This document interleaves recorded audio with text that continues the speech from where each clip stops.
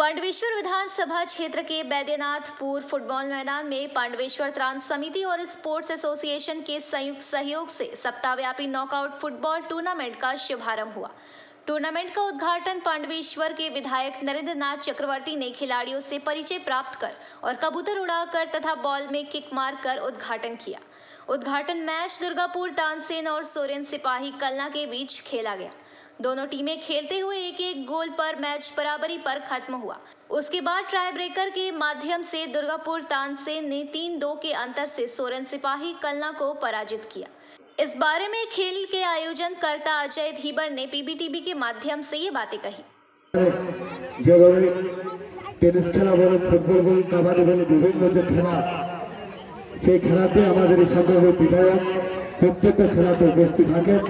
তাই সত্যি আমাদের গর্ব যে বিভিন্ন খেলার সাথে আমাদের বিধায়ক যুক্ত থাকে, তার সাথে সৈনিক হিসেবে আমরা প্রত্যেকটা খেলাতে যুক্ত থাকি।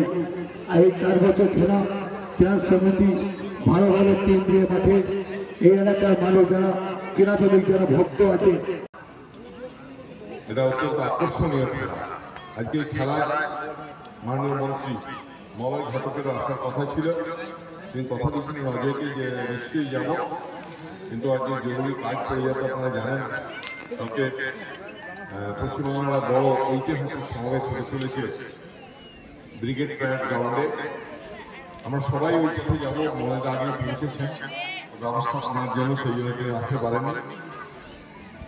যাই হোক, এই টুর্নামেন্ট দিন দিন জরুরি বাড়ছে। বিভিন্ন বাইরে থেকেও বড় বড় ফুটবল টিম এই মাঠে খেলতে আসছেন। আমরা এর আগেই মাঠটা পরিষ্কার করেছিলাম, আবার দেখছি মাঠের সামনের দিক থেকে ময়লা জমেছে। আমি রবীন্দ্রকে বলবো অজয়কে যে একটু রেলের আমাদের অফিসারদের সঙ্গে কথা বলে এই সাইডটাকেও যদি তুলে দেওয়া যায়, তাহলে ওইখানটাতে অন্তত অনেক বুঝতে পারবে, বা ওইখানটাতে লং জাম্প হাই জাম্পটা করে দিতে পারলে ভালো হবে। पांडवेश्वर से मंथन पासवान की रिपोर्ट, पीबीटीवी न्यूज।